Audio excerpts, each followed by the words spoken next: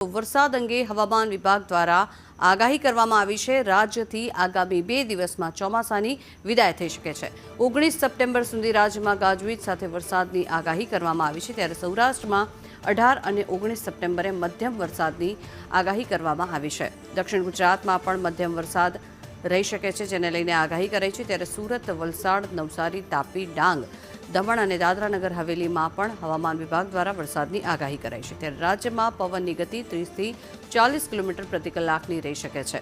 Cyclonic circulation સિસ્ટમના કારણે થઈને વરસાદની આગાહી કરાઈ છે। ત્યારે રાજ્યભરમાં અત્યાર સુધીમાં 836.1 મિલીમીટર વરસાદ નોંધાયો છે। નવરાત્રી દરમિયાન રાજ્યભરમાં હળવાથી મધ્યમ વરસાદની આગાહી કરાઈ છે। ત્યારે અમદાવાદમાં પણ વાદળછાયા વાતાવરણ સાથે હળવો વરસાદ રહી શકે છે, જેને લઈને હવામાન વિભાગે આગાહી કરી છે।